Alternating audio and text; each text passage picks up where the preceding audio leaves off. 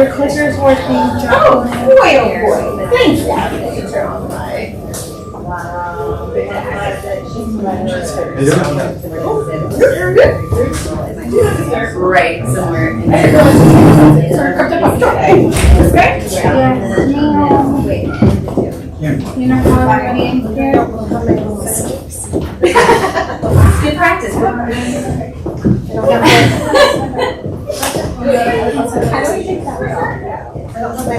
How do you get it?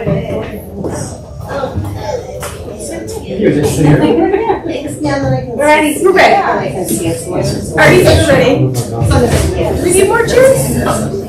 Do we have more chairs? Are there more chairs? There's a bunch of 7-year-old chairs. Yeah, I did it myself, actually. With my tripod. Welcome, everybody. I'll let you guys, as we kind of, people are going to be filtering in, I'm sure for the next minute or two, they may have to bring in some seats, so we'll forgive if there's a little bit of noise. But welcome in. TCPA. If you don't talk about it at risk management, make sure you go look it up. There's some new rules. TCPA is important. You should know about policy rules. Data disclaimer. Okay, thank you. So as you guys are getting settled, if you don't mind turning off your Wi-Fi, that helps us to record these so that we can have them for agents who are out on listing appointments or couldn't physically be here for any reason, or sick. I know a bunch of people got whatever that crud was over winter break. Hope you guys are all feeling better. Welcome, welcome. Okay, and silence your phone and don't block the camera. So many rules. So many things. So I want to start out with a bucket fill, and I do have one this week, so instead of asking the crowd, I'm going to start with one. So if you see your face on this slide, I would love for you to come stand at the front with me in blue. Who else do I have in the room? There's some of them out there. Tell them too. Who else do I have in the room for 2024 ALC? Mickey's in the other room. I'm not standing up here by myself. You can see me. You can see me. I saw Chris is here with me. And it's Maria's birthday today, but she's not here. It's Maria's birthday. Happy birthday, Maria, if you're watching. We wanted to take a moment today because 2025 has already been kicked off and we are running and getting ready. Come here with us. Come here, dude. What happened? We're just recommending 2024 ALC. So you guys are by default. I want to explain a little bit about what ALC does, just so that you guys all know and understand. If you haven't been with KW for a million years, I wanted to kind of let you know what that is. So first I want to say thank you guys for serving on 2024 ALC. We appreciate that. And for those of you that don't know, ALC is our Agent Leadership Council. So these lovely people, along with everybody else on the screen behind me, are your representatives. So we, Ashley and Ari, me, Brooker Bob and Nancy, when we have decisions, we go to the agents, right? KW is built by agents for agents. So we want you guys making those decisions. So these guys are your representatives. They come to us when you guys know when we have hard things that come up and we need to hear what agents think about them. We bring those things to you guys. Yes. Sometimes. Always. We always bring those things to ALC. So this is your voice. So I want you guys to know, because I didn't understand this when I came in as an agent, but you guys are all independent contractors, but you still have a say. So if you ever have concerns, take a look at these people up here. That's who you go find. They likely have already heard what the reasons are behind some of the things that are going on, and they will have that information and they'll be able to share that with you and explain what's going on and ask you for your feedback as well. So that's what I wanted you guys to know a little bit about who they were. Thank you guys for serving on 2024 ALC. And Nikki's out there as well. She doesn't stand. We're working on many things. So yeah, thank you, Nikki, for serving on 2024 ALC. And we would like to welcome our 2025 ALC. So congratulations, everybody, on 2025 ALC.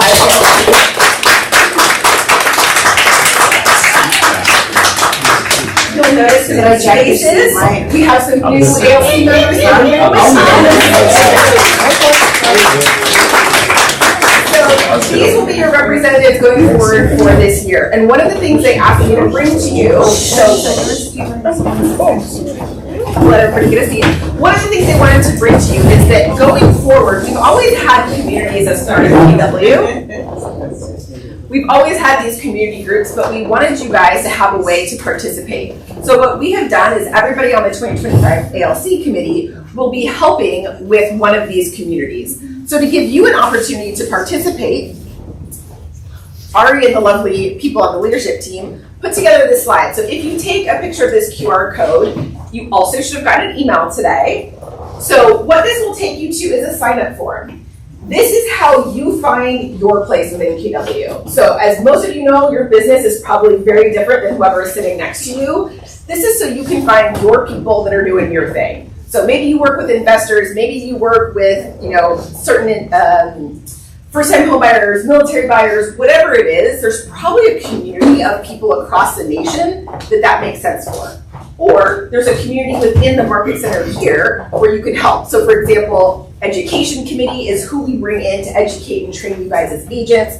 Culture committee is who's in charge of all of our culture moments, KW Cares, Red Day, all of those good things fall under culture. So there's ways you can get involved, find your people here, network with your people here, and also participate in KW communities that are all over the nation. This is something that I've started to tap into the military community. I just got a text today from somebody in Rhode Island because they have somebody military moving here. So there's all kinds of ways to help build your referral business and just your networking skills in general so that you have a community to be a part of, because as an agent, what I found is I often felt like I was running solo on my own and I was like, where's all of this people? Like, it can get really lonely. So we want to make sure that you guys know you have all these resources available. So if you didn't grab the QR code, check your email, keep an eye out for community signups. And then the ALC member who's in charge of that community will be reaching out to you to let you know about meetings and how to participate. Cool beans? Excellent. I got head nods. We would like to welcome Jen. Jen, are you here? I don't know if I saw Jen come in. I didn't see her come in. Well, welcome, Jen. Welcome. We're very excited to welcome Jen. I met with Jen on the phone yesterday. She is coming to us with a lot of experience, coming over, moving her business over from EXP. We are super excited. She is getting everything up and running, getting all of her listings and everything shifted over. So super excited to welcome Jen Dolan on board. And I would like to take a moment to thank Integrity Property Management. So for those of you that were here this morning for Pop Print Prospecting, they were our sponsor. I will share with you one little tidbit to help you as you start 2025. I'm sure you're calling your database, you're reaching out to your people. They do property management as well as maintenance. So if you have a friend that just has one property that they own or somebody that needs a little bit of help, they were giving the example that, when you get those calls, if you have an Airbnb or there's like a carbon monoxide, something that goes out, they also can do hourly maintenance. So they are a fantastic resource to have. So they are our company that is our sponsor feature today in our vendor network. Ask them if you have any questions. I'll get you their contact info. That's their phone number. And then you guys will be getting a vendor network website. Sometime, hopefully today, I can get that posted for you that has all of their emails and phone numbers so you can reach out. So thank you, Jacob and Ashley. Command your business. This is next Wednesday here in the office at 11 with Broker Bob. Database management, obviously super important. This is something that keeps coming up. You guys are all kicking off New Year's, right? You're here, you're present. Come check that out with BB. Anything you want to add, BB, about this class? No, what are the 4 laws of lead generation? Build a database. Yes. Feed it every day. Yes. Start from the scene. Yes. In a systematic way. And? Yes. Who said it? Service all the things that come your way. Well done. I'll give you guys that credit. So come learn. If you have no idea what was going on there, you should come. Mondays with Mark. I want to remind you guys, this is Mondays on Zoom. Again, Mark sees all of the transactions because he's compliant. So if you have questions about anything related, he deals with a lot of different topics, but any questions about transactions, if you haven't done a transaction, you just want to come eavesdrop and hear what other agents are saying, you should come for that reason as well. Mondays with Mark. Market stats. Oh, this is next. We want to remind you guys, this is the first market stats of the year, so this is what we will be doing same time next Wednesday. So we will see you all here for that. We might have to add a few more chairs. Family reunion. So this is a list of who we already know is coming and is booked. The reason we wanted to remind you guys is that on January 17th, prices go up. So if you have not already booked your ticket, get on it. You've got a few days. So a little over a week left before prices go up. Kareen, will you say what you said to me earlier about family reunion and why, like what you thought was really cool about that in terms of how it impacted your business? Like what Were are you talking to you earlier? Yeah, when we were talking this morning, you said at family reunion last year you met somebody. Oh, yeah. So, over the years, I really started to appreciate the networking opportunities with other agents there. It is powerful. And of course, it'll only be as much as you put into it, right? So I've started to dedicate a lot of my time there to specifically networking with certain groups that I belong to and communities. I already got one, I've gotten a couple referrals from people who I met there. And then also people who you've maybe already met from prior years, you can arrange to meet up with them there. So there's just so many opportunities for that referral building relationship. Yep, I love that. And then Sam, what happened to you at last year? Last year I wasn't gonna go, and then Alicia, she forced it. It's one of the best decisions I've made. Me as a new agent, I wasn't the mental capacity, I guess, I didn't feel that I could do it. So being there, being exposed to everything that I saw, made us believe in ourselves that we could be better. And I feel that has to do a lot with how we've been doing throughout the whole year and how we've been working and improving throughout the months just by being there. I feel like it gave us a push. So it did change kind of like our life, to say. Just a little bit. But I think it's important because a lot of people ask me what it is. Sometimes it's hard to explain what it is. There are a lot of the training breakouts, but the networking things and the things that happen in the hall and that happen after you're meeting agents from all over the country in those hallways, like some of that is even more meaningful than the training, but the training is also phenomenal. So let me know if you have questions. Yeah. I will just add, for those of you who don't know, my name's Ashley. I'm the owner of the office. I joined this office in August 2005. After having gone to family reunion, I knew I had to be with Keller. Yeah. And it's such an experiential thing. We can't describe it, but there's many of us who went and said, it changed my life. It's in Vegas. It's such an easy place for us to get to. It's one of the most affordable places you can go for a convention because of how close it is to us. I would absolutely encourage you guys. Make it happen. Awesome. Let us know if you have questions. And I will take my own advice on this. If you are going, who's going? Who's either made the determination to go or is highly considering it. Start supercharging your immune system now. Yes, definitely do that. Kicking off 2025, I'm excited to say that they're very busy. There's a lot going on right now, which is great news because that means you guys were doing things over the break, getting stuff ready, but we are opening escrows. We are live and we are ready to help you out. So if you need net sheets, marketing, whatever you need for your listings, or if you're on the buyer side and you want to know more about the buyer's offer that you can present to the listing agent, any of that, let us know. Let Christine or Nicole know. Christine's there in the back. If you haven't met her, wave. That's Christine. Hi. Fantastic escrow officer. So if you need anything, go have a conversation, grab her, and her office is just 2 doors down, so they're in suite 205. I love the time. And we wanted to recognize a couple of agents, so we wanted to recognize Joseph Acosta and Maggie Clemens this week. This is not everybody, so we will have to thank and spotlight some agents next week, but these 2 agents popped up, had a great December that is kicking off their 2025, right? So congratulations to them and to everybody over there. Well done, my friends. Alicia? Right here. So speaking of recognizing agents, Marlon just got another new listing signed yesterday.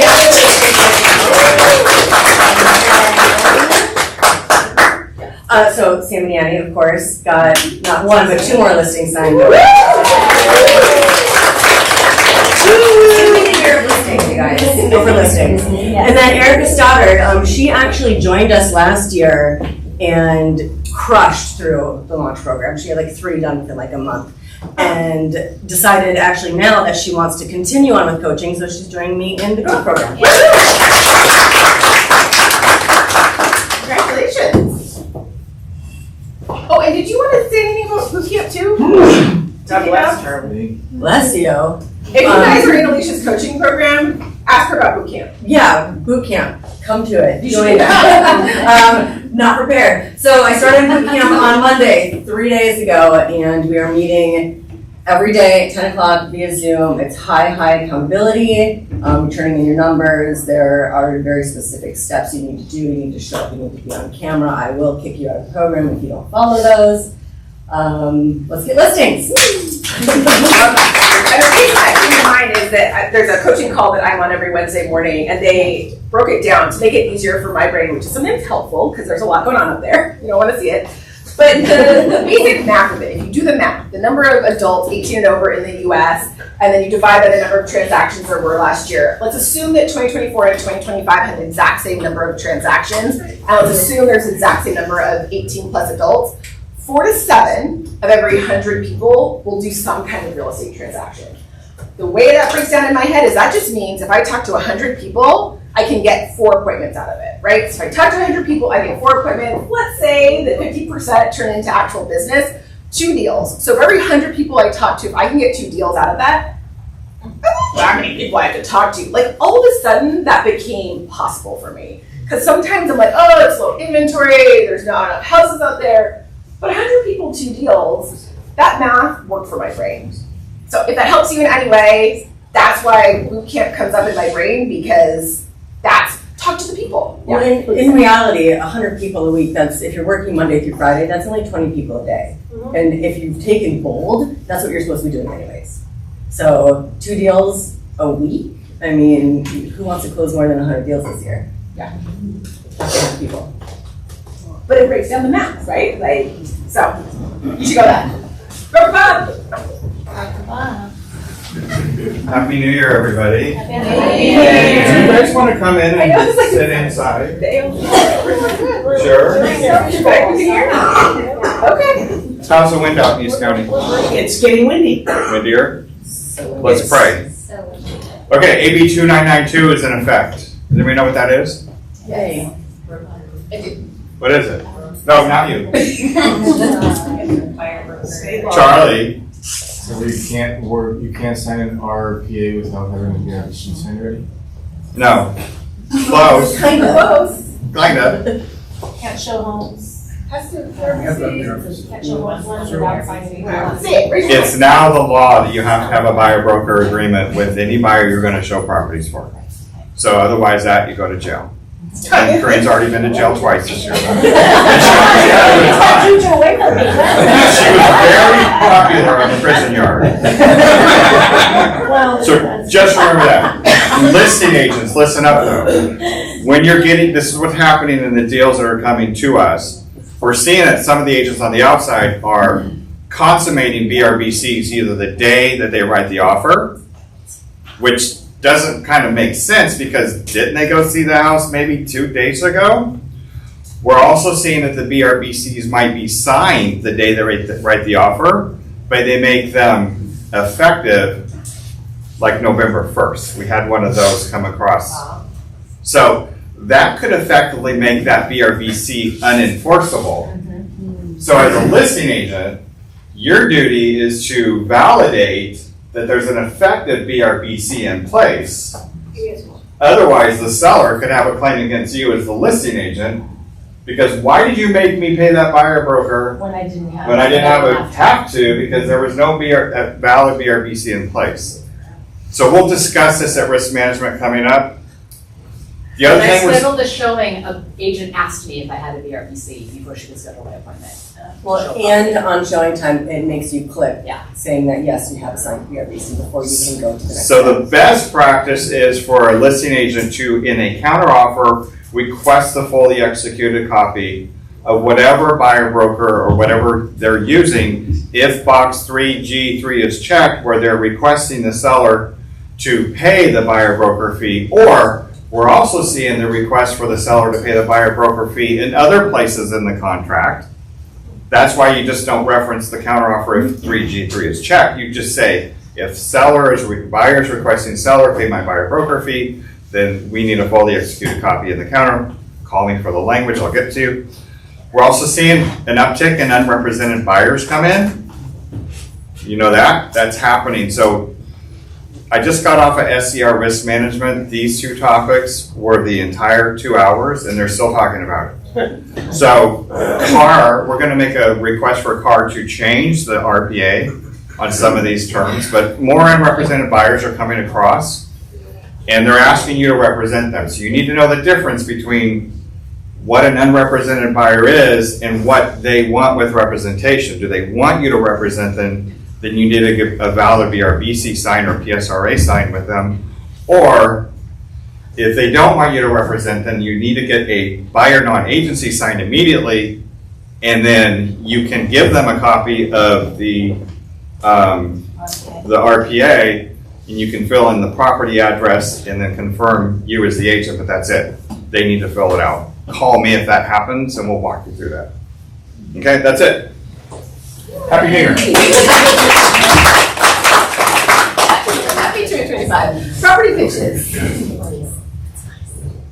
Somebody have one? I thought I heard somebody out in the hallway talking about one. About what? Property pitches?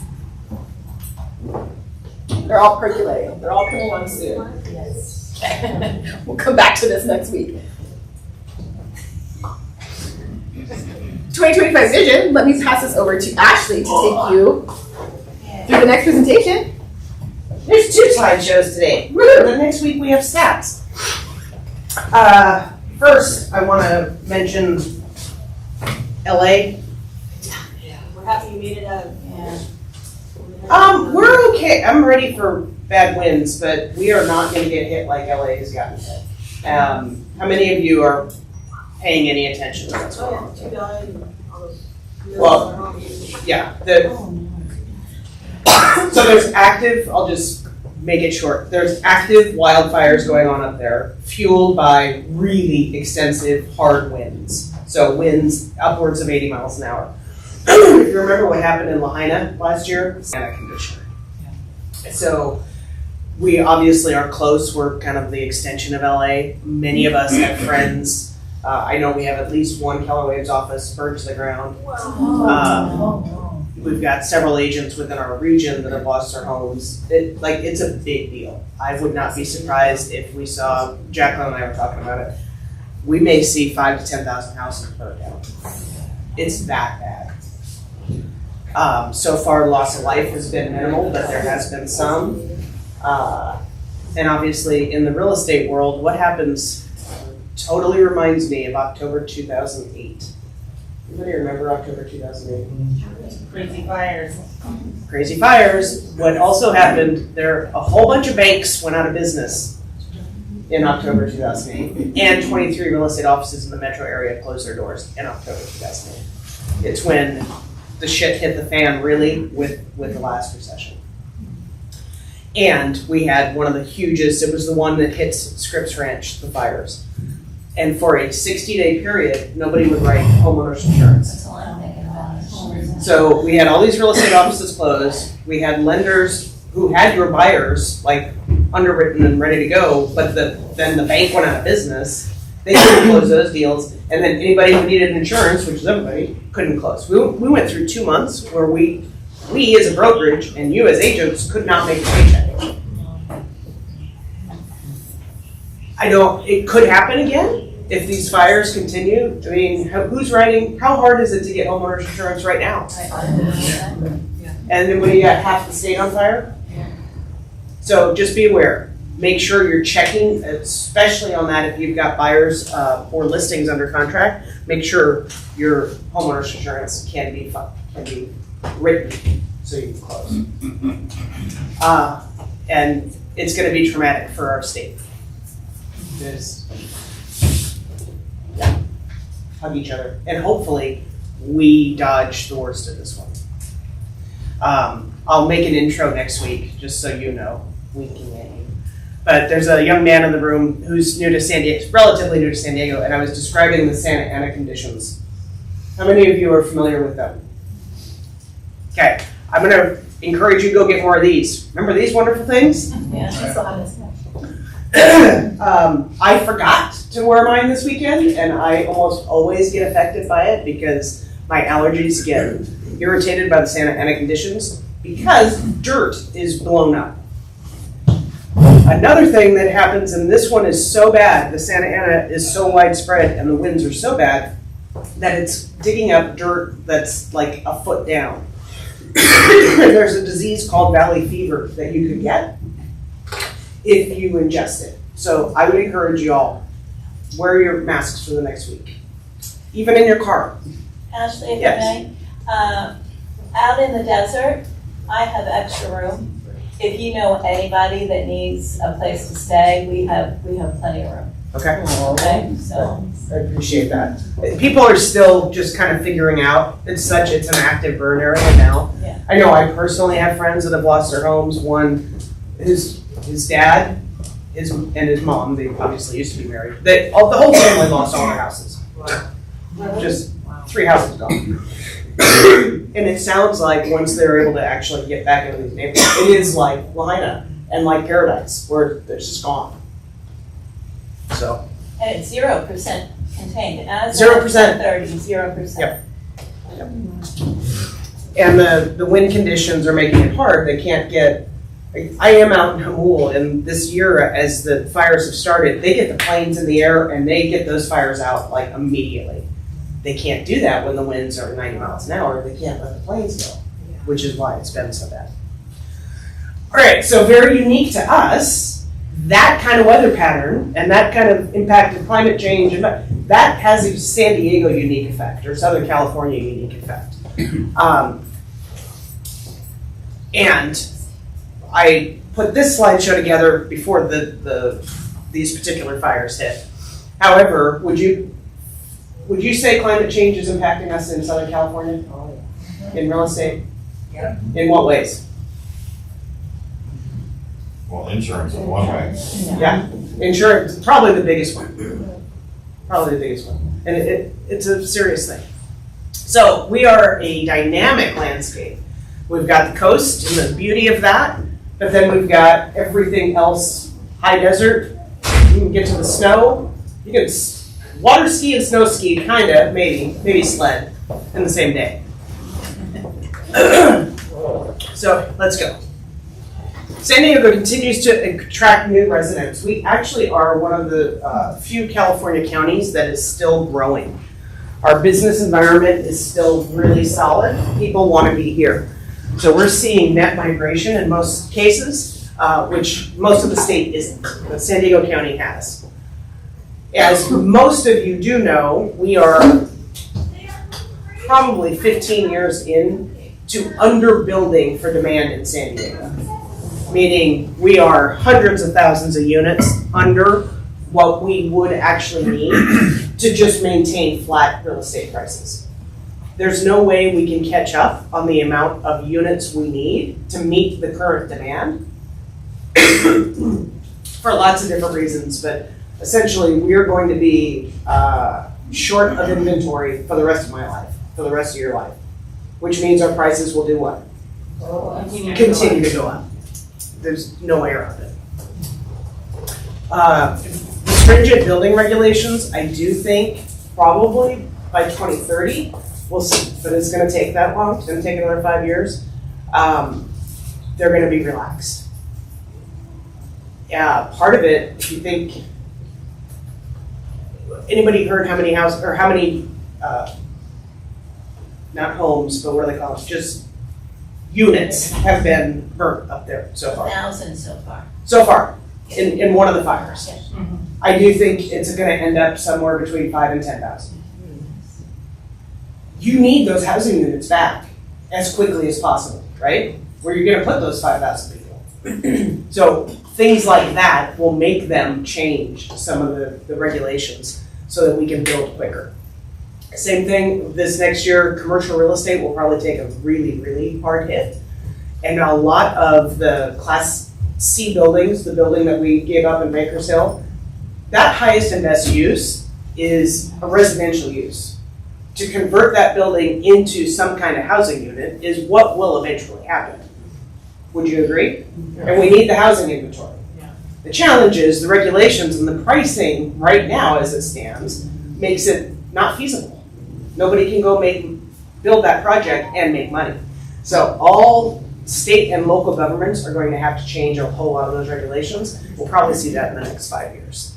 But we'll see it because commercial real estate this year, 2025, is gonna be ugly. It will be ugly. That was my alarm. It's okay, it's okay. So here's my projections. I think across the board, we'll see a very nice steady 6 to 7% increase in residential real estate in San Diego this year. However, some property types are still, in some areas, are still gonna be in that double digits. What do you think? And next week we do stats, so we're not going deep into stats today, but what property types do you think are gaining the most value right now? The ones that are under $1 million. Yes, so I heard single family over here, and anything that is 700 to 900,000 right now. They're going up quickly. Okay, so, and that will continue. What do you think is losing the most value? Yeah, that's it. Good, you all been listening the last 2 months. Again, my prediction, and this is just because of the seller and buyer behavior we've seen the last few years, people pulled out of the market because of the change in interest rates. However, people haven't stopped wanting to do things in real estate. They just wanted to wait out changes. How's that worked out? Oh, great. So at a certain point, life just shows up, I can't wait anymore. And I think we're at that point. And I say that because it started to shift September-ish. We started to see the numbers go up. So I predict that trend will continue throughout 2025. Unless something dramatic happens, I think we'll probably gain 10 to 15% unit sales over last year. And that's because the sellers who've been waiting to do something, they're tired of waiting and they realize interest rates aren't magically coming back down to 2. The HOA fees starting to go up as well because of the value. We've seen. Yeah, they're going to have to.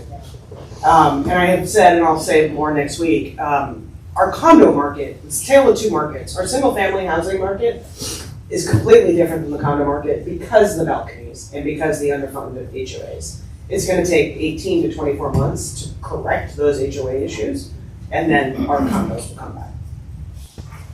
Well, thinking about that, I think you get temporary investors with cash. Oh, yeah. For sure. For sure. What is interesting and a little bit scary, something I will keep my eyes on, our first-time homebuyer rate, number of people who are first-time homebuyers is the lowest it's ever been. I think it's at 24%. That is scary because where's our move-up buyer coming from now?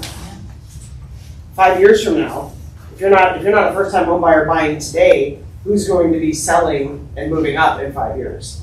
So that's something to keep an eye on. The other thing is, how many of you have been in a still weird real estate market? It's still competitive. You got people coming in and overbidding. Yes. Yeah. Well, they're typically this demographic. Their second, third, fourth, fifth home. They're in their late 50s, 60s, and they can go buy whatever they want because they've got the equity in the current home that they have to go do it, which is harder for that first-time home buyer. They can't compete with that. We all know that, but when you can look back at the trend and go, oh my gosh, that means only 24% of purchasers were first-time home buyers. Yikes. That could have long-term ramifications. Okay. We are seeing more people. This is not going to change. People want to work from home. There's some company owners who want to see everybody come back to the office, but the workers are going, well, come back to the office. So that's going to just be, I think, a forever shift. We'll have more people, especially in Southern California, working from home, primarily because of the commute. We just talked about that today. And then sustainability. We are seeing the Gen Zers want more sustainable features in homes. and willing to pay for them.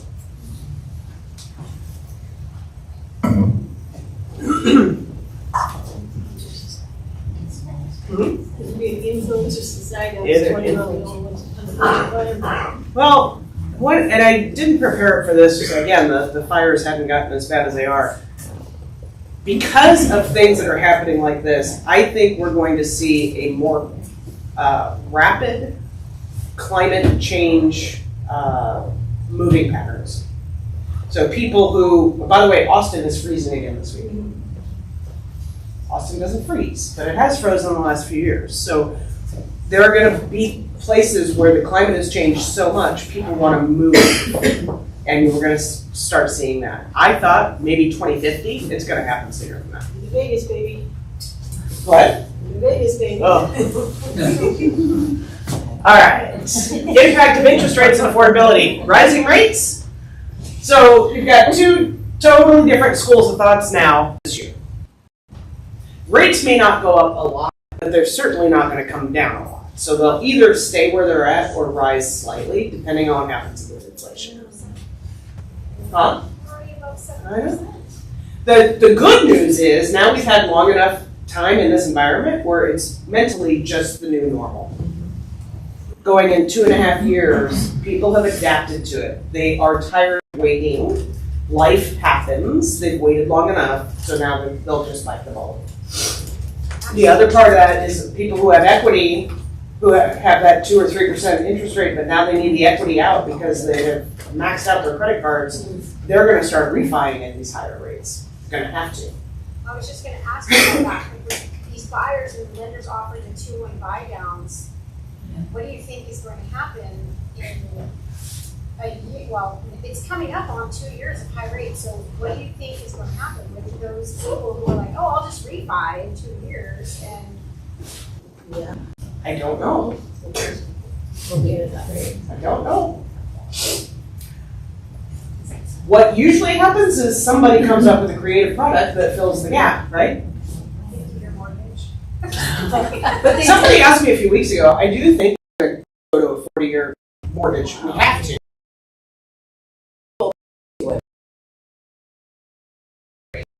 Still a rate that they initially qualified for at the beginning of that, too, right now.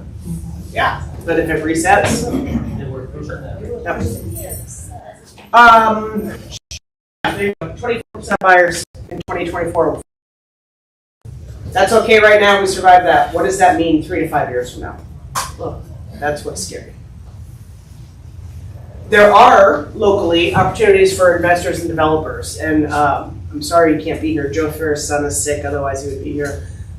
This is for Nikki and Joe and anybody who's working with investors who want to do developments. That is where a lot of money will be made. Again, not next year, but in the next 5 years.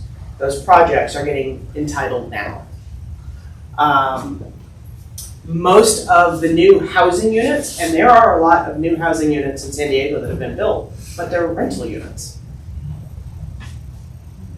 Well, why would somebody buy or build a rental unit versus a for sale unit? Well, cash flow, and then they could Yeah, just do a pro forma on it. convert it to condo. You don't even need to do it to condo though. Makes so much money in the rental market. So we do have some stale luxury rental listings that are seeing price reductions, just because there was such a glut in the market. It's about the only place that's soft in our real estate market. And then innovative projects, developers are exploring different projects that address the affordability and the lack of affordability in San Diego real estate.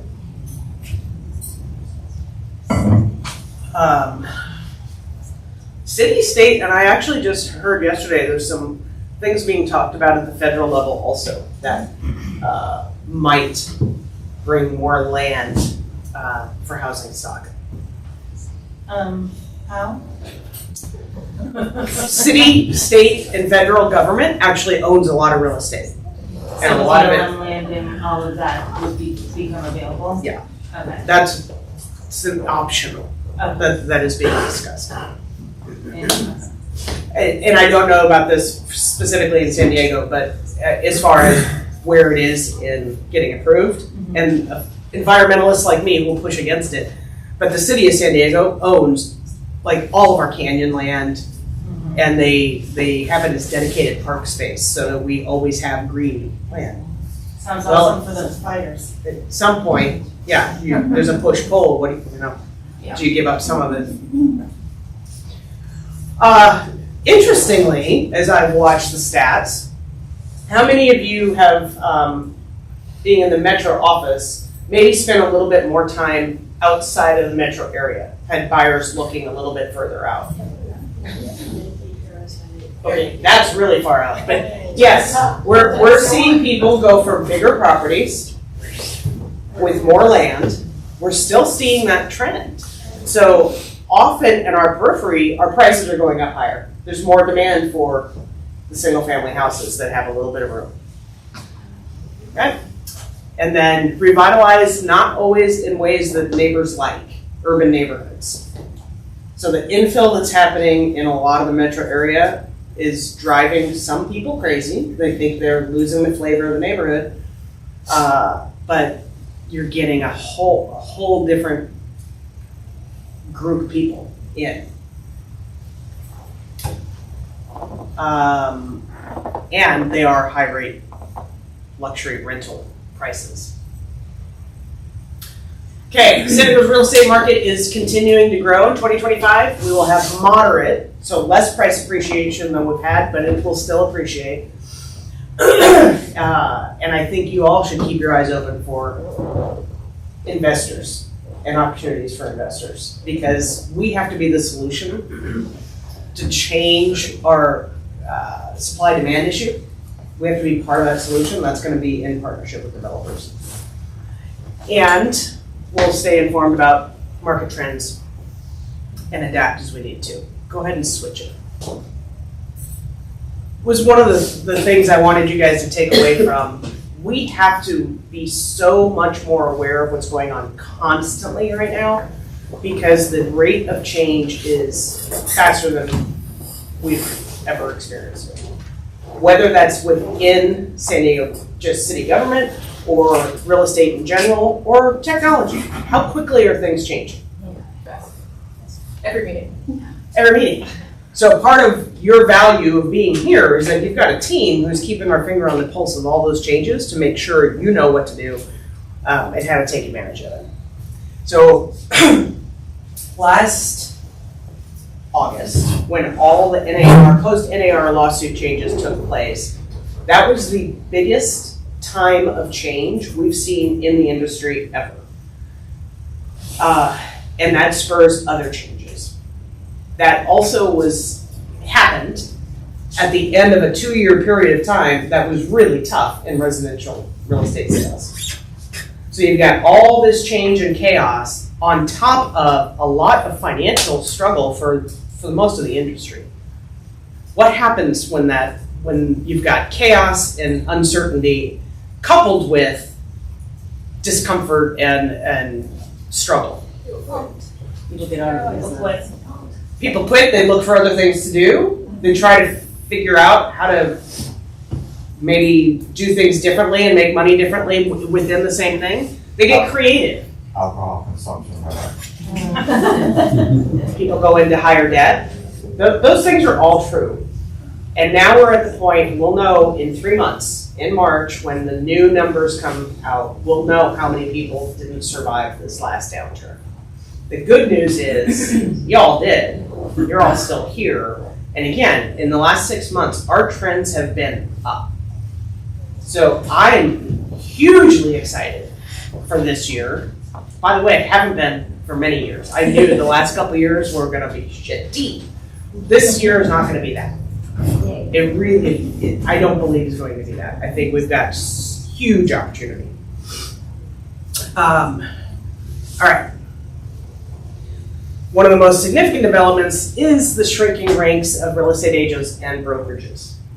How many of you know somebody who was a full-time agent who in the last year is no longer a full-time agent? Just one person. want to say, you all know somebody because there's people here that. Yeah. How about real estate brokerages? What happened in the last month? Who combined? Christie's and Compass. Christie's, Compass, and E-Properties out of Chicago. You're going to see lots of consolidation. Yeah. But then other companies popped up out of nowhere. Why? Because anytime there's uncertainty and change, it is a time to get creative and maybe innovate. Where does that leave you guys? How do you know what shiny object you should chase, or if you should? You and Burger Bob. Stick with what works. No. Traditionally, number of real estate licensees grows steadily. But when a market really, really goes hot, what happens? Especially with the advent of TV. We've got people who watch Bravo and go, oh, I want to get my real estate license. Or show 3 houses and sell a house in a half hour. Awesome. So what happened in 2020 and 2021, 2 historically best years in real estate ever. And the number of licensees ballooned. So we were at about 1.5 million realtors last year. There's a lot of speculation what that number will be come March. I'm going to guess it's going to be somewhere around 800. Licensees or realtors? Realtors. Sorry, thank you for clarifying my language. Realtors. No, because there is a difference, right? There is like a how huge many people difference. subscribe to. So 1.5 million realtors, and I think we'll see that at 800,000. There are some that think we'll actually have a 50% cut. Well, if that happens in the agent ranks, what happens in the company ranks? Because what are companies? Agents, groups of agents. So same thing's happening there. That's why you're seeing the consolidation. Okay. Interestingly, most of the time, after you come through a 2-year downshift like we had, the reason agents get out of the business and the reason brokerages get out of the business is because they just run out of money. Yeah.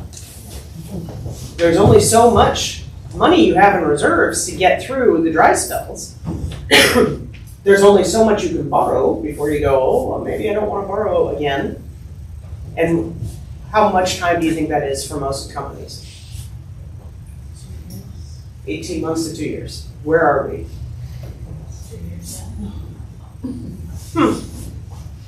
That's why you're seeing it now. Or you will be seeing it now. Agent turnover is increasing, meaning going from company to company. So they're, number one, from a time and energy perspective, to change companies takes a lot out of an agent.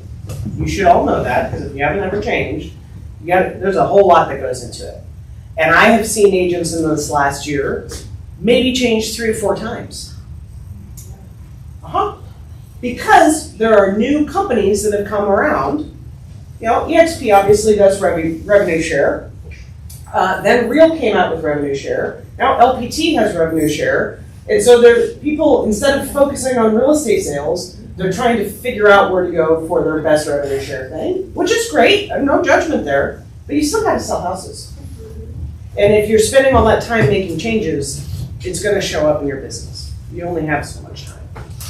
So anyway, the agent rate of turnover, my entire career, agents in general change every 3 to 4 years. Now, because you've got these new models that have come around, you're seeing that same thing, 18 to 24 months. Oh. Excuse me. And we have seen more, and this is really interesting. When you look at our recruiting software, Robert had said this several months ago, but it's absolutely the case inside our recruiting software. 75% of agents in San Diego didn't close a deal last year, in the last 12 months. 75%. That's obviously a very high number. And many of those are individual brokers on their own, which makes sense because if you aren't doing a whole lot of production, it's cheaper to just be an independent broker. It's just you. Does that make sense? That's a unique thing in San Diego also, or in all of Southern California, actually. The majority of my deals that I did this year were with the agent that was the broker. So that solo, yeah. Right. Well, it's because it's a lot of people in San Diego. Yeah. What's scary is when you go through a time of change like we just did, if you're a solo agent broker, how do you know what you know? How do you? Yeah, you're right. What you don't Yeah. That's the conversation we had on risk management is because 68% are with 10 agents or less. How do we communicate the changes that are out there as a risk management committee to reach those brokers that aren't paying attention? Yep. And unfortunately, it's the brokers that aren't paying attention that have got us in the problem we're in anyway. So, Besides educating them as we're interacting with them, because they'll submit offers that are incorrectly written or things like that. So and that is part of it. I mean, that's just part of our industry. We always, usually at least, educate. Well, because we went through so much change. Right, exactly. All right. Future of the emerging trends. Whew, tech. So tech has been the focus probably since about 2009 in real estate. I feel like we really started to talk about how forward tech was back then. And now it's just at a whole different level. And for me, at almost 50 years old, I'm not even fully aware of how it's being integrated with our fresher generations. However, that's a focus this year. Because for those of us that are not data natives, we don't have that as an excuse if we want to be relevant. So we'll lean on the kids to help us. Data-driven decisions. So one of the things we have a partnership, we've been working with a company called Speculo for about a year with leads. And they just partnered a couple months ago with another company that will do AI automated lead follow-up until one of our buyers' leads is ready for an appointment. It will text somebody. It will voice call them. And I've played with this. Had a conversation with it. Her. Her. It was a her. I think it sounded like a her. It is a little, for again, close to 50-year-old, mind-blowing to know this AI person will do all the things you won't do as an agent. Fair. For not much money, and then just hand you an appointment. That's another thing we're going to be leaning heavily into this year, because I believe agents leave more money on the table from lack of lead follow-up than they do from lack of lead generation. And if we can have some data-driven AI fill that void for us, how many of you would take advantage of that? And then back to sustainable practices. I think in Southern California, it's interesting, and maybe it's just San Diego, but I am part of a lot of real estate groups across the country. And it's amazing to me how anti green energy people outside of California are. Yeah. It's very odd because I'm in this bubble that people here just tend to be more green. But it's a pretty big deal here. How many of our brand new houses all have solar? All of them. All of them. They have to. Anybody replace their insulation on their house? Go from an R8 rating to an R24 rating? Have any idea what I'm talking about? Okay, never mind. We'll do that another day. The tech disruption, how technology is reshaping real estate. Virtual tours With AI, what do you think's happening with virtual tours? What could happen with virtual tours? Uh-huh. The virtual staging that used to look like crap, now. Online marketplaces. Are there different ways people buying money on the blockchain or buying houses on the blockchain? Yeah.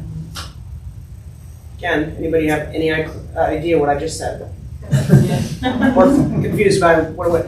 And then that AI powered tools. How many of you are using, besides Robert, ChatGPT or any other AI powered tool? How are you using it? Marketing. Writing emails, everything. That's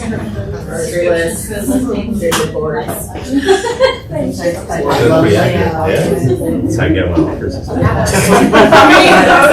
many of you have not used it? Just not even play around with it? Too easy. I'm going to encourage you to do it. I'm just going to encourage. So,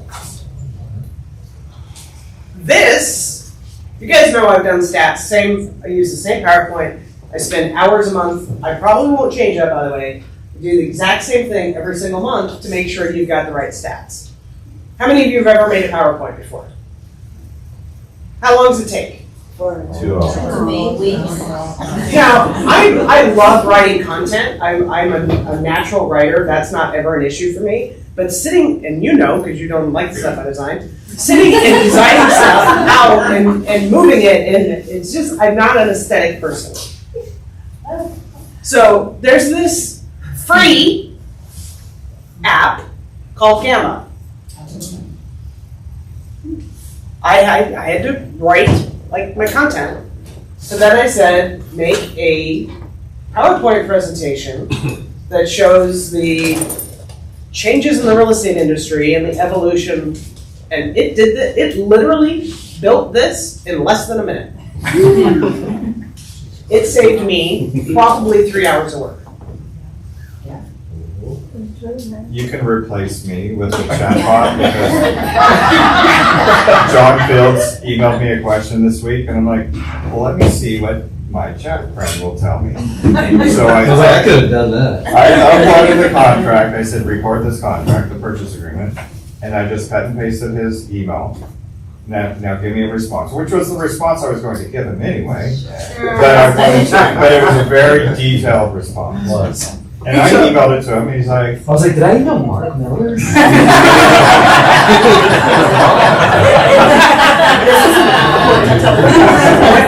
here's the deal. I don't know how this is going to play out yet, but I am determined to take this on to say we are going to educate all of us, you and us, on best use of AI, because there are tools out there that will make our life easier. And there are some that are crap and a waste of time. But we're not going to replace you with that. I will say a very good friend, I didn't even know you could do this. A very good friend of mine is another Keller Williams owner. Our franchise agreements are 470 pages. And they make updates to them every once in a while. Well, when you got a document that's 470 pages and you're looking for the changes, they don't like highlight them and tell you, here's what we changed. So what do you have to do? It is so freaking tedious.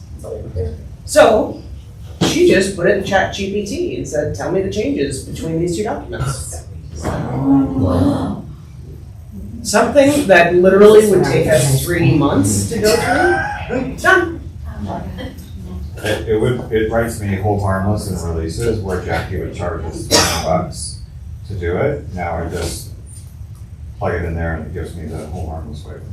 You can do full videos. I mean, there's so many things. Now, if you're doing those things, actually, let me change the question. If there are realtors who are saving that much time and using those tools, what do you think they could be doing with the time they're getting back? Yeah. And now they have actual decent quality stuff that they're putting out. Like, there's no booze, and most of this stuff is free. So sometimes I get a little like, oh, that's crappy. I don't want to. I'm not an early adopter. This is scary shit. I don't want to. Nope.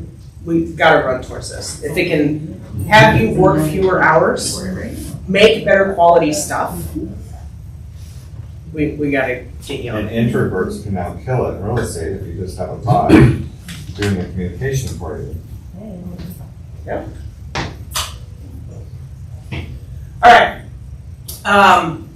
Now the downside. So that's all exciting to me. That's one of the reasons why I think our jobs will be easier this year, because we can utilize so many of those tools.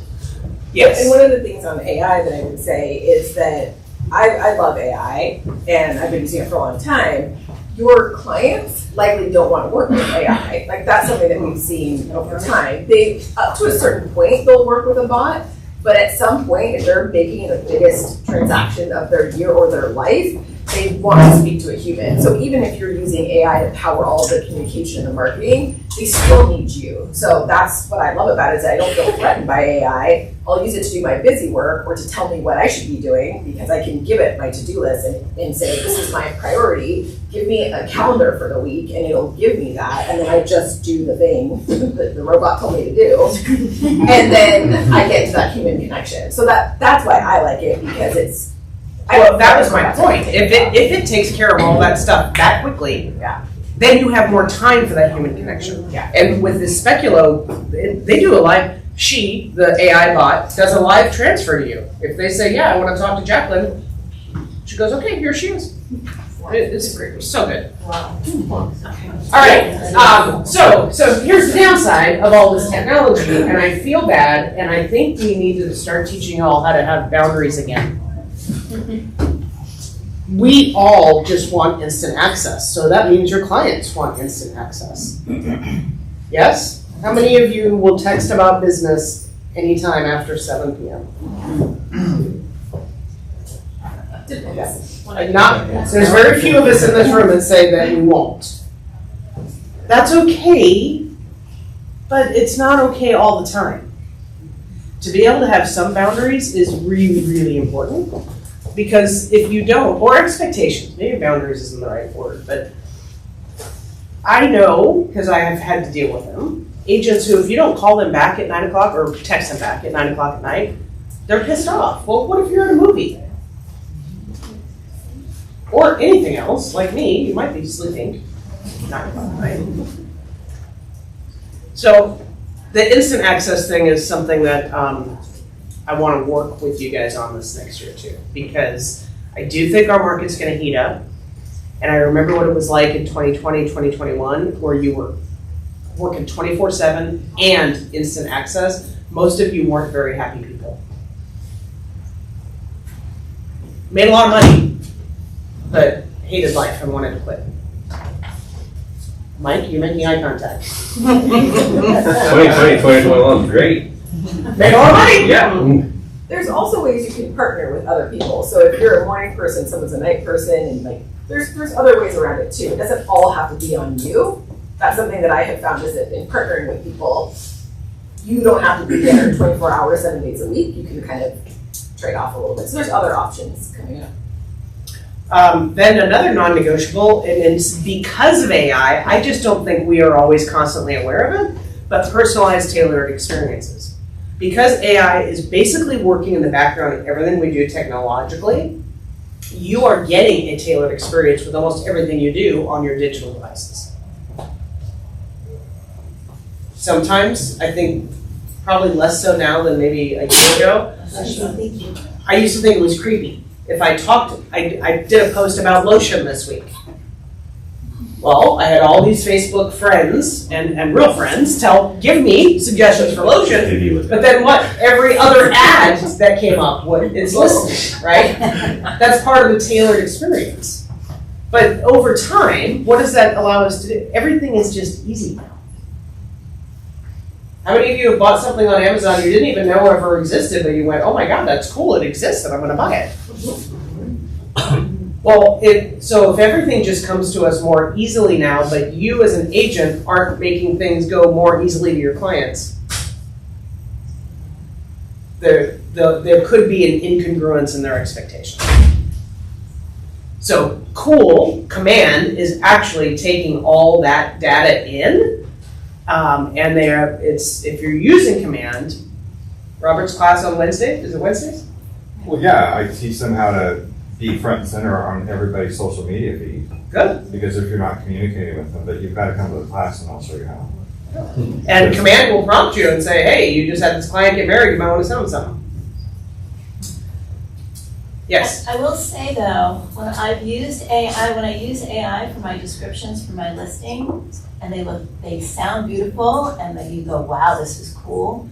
Really double check it as an agent to make sure you're getting the feeling. So, because I've used it and just kind of put it over to my client, and they didn't get the feeling that they get from their home. So I really had to learn how to really just kind of sit back a minute and, forget how beautiful that I didn't write that. Yeah. And really just get in and make sure you get the feeling of what that home is gonna say to the public.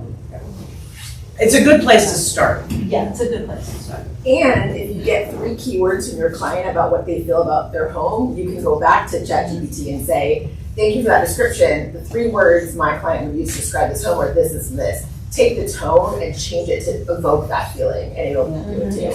And then you have to review it, right? That's always, yeah. Well, you can use like their emails and stuff too, so you can get the tone of their voice as well. It's kind of like when you were in high Just school. read that and then take their voice and put it into the description, so then they really connect to the house. And you could do that. Actually, Master Class has a really good AI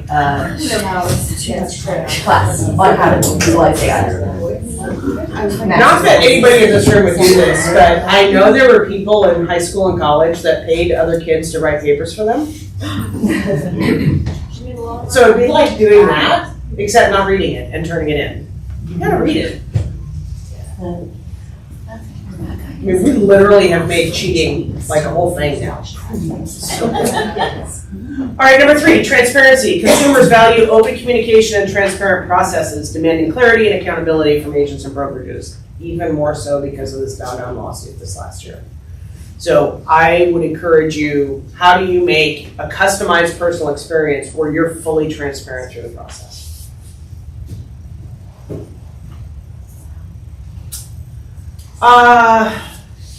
Challenges in navigating our current real estate market. So if we are going to see the number of agents go down by almost half, and we see the number of brokerages go down by almost half, what do you think the consequences of that are?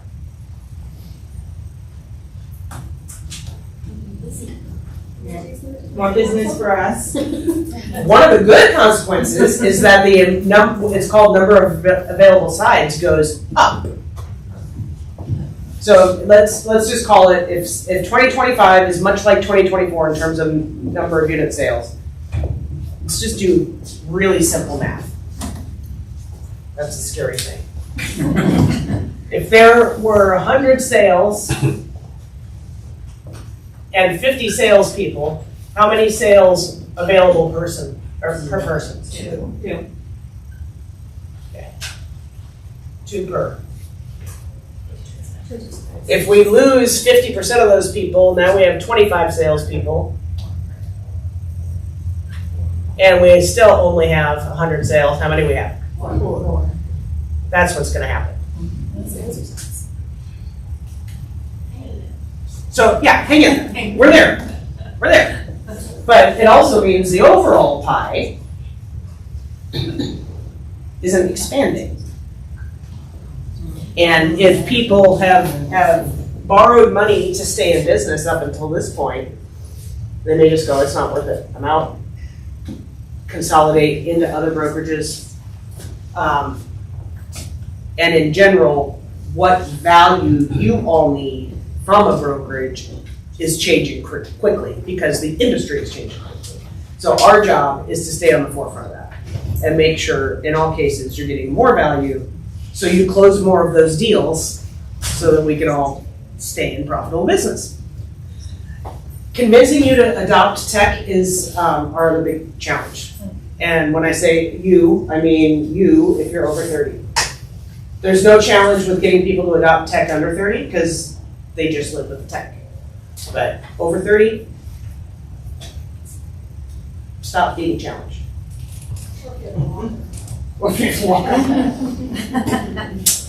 And then number 3, the other challenge is market volatility, and I will keep my eyes on that for you guys. It may be a very wonky year. We don't know. I think things will be pretty much what we would consider normal right now through mid-year. And if some of these other changes happen at the, the high government levels with tariffs and everything else, we may have a very odd second half of the year. So we run fast. We'll have less fluctuation through June. So let's run fast and close as much business as we can. And then get ready to pivot in the second half of the year. Enhanced training, we are going to have a lot more training. We have always done a really good job at training, and we're going to have much, much more. Because when things change, you got to train to it. Strong brand. One of the things we've talked about this next year, I have one word for 2025. Because it's been a while for me, we got to have fun. We got to have fun. Have we had more fun events the last few months than we have had in a while? Yes. That's going to continue. And that's part of our brand, because what I know is when things get tough in anything, if you're enjoying the people you're with and the things you're doing, it's easier to get through the tough. And life will just hand you tough at some point. It's part of life. So let's enjoy it.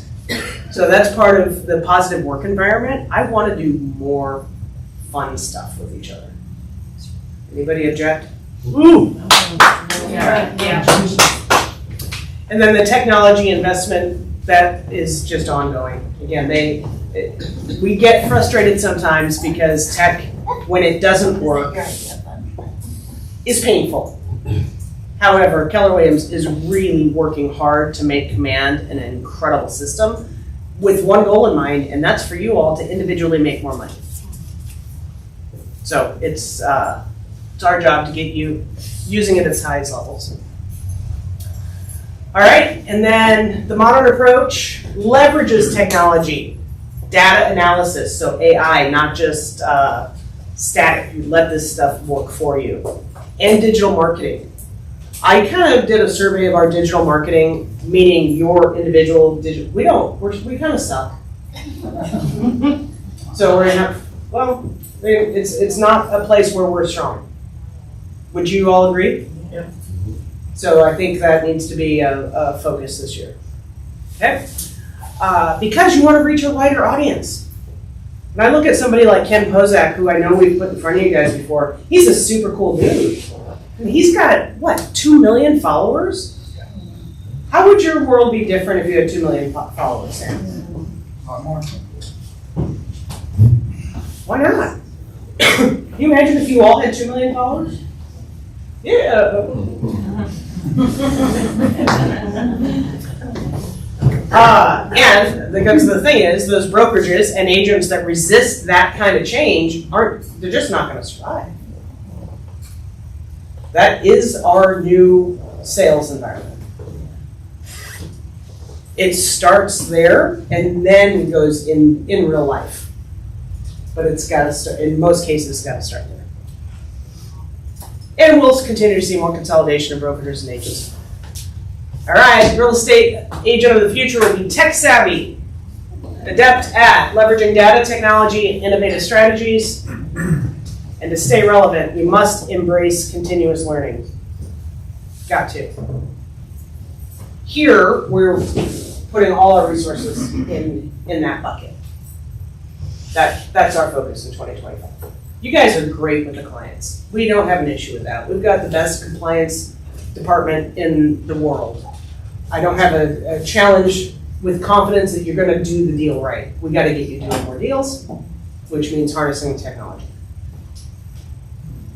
And there's going to be more deals available. So that's what we're running towards. Cool? Cool. Questions? And not getting sick.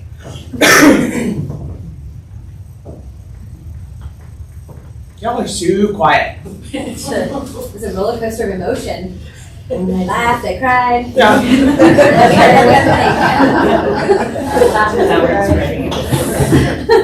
It's exciting.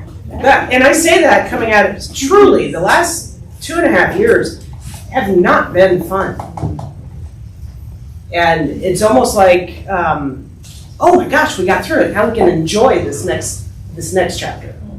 And it's a good chapter. Well, we were just surviving. Yeah. And on the call today, Mark really spoke to me about, hey, what was your mission? I forgot my mission because I was just trying to keep my head above water, like we all were for the last 2 years. And like, we need to do more quantum leap and really sit down and figure out where do we want our life to go. Yeah. When are you gonna do quantum leap again, Ashley? We'll figure it out. Let's do it. We'll do it anytime. All right. It's on Nancy. Oh, so Nancy. Okay. And Nancy wore her, I'm gonna do. her mom's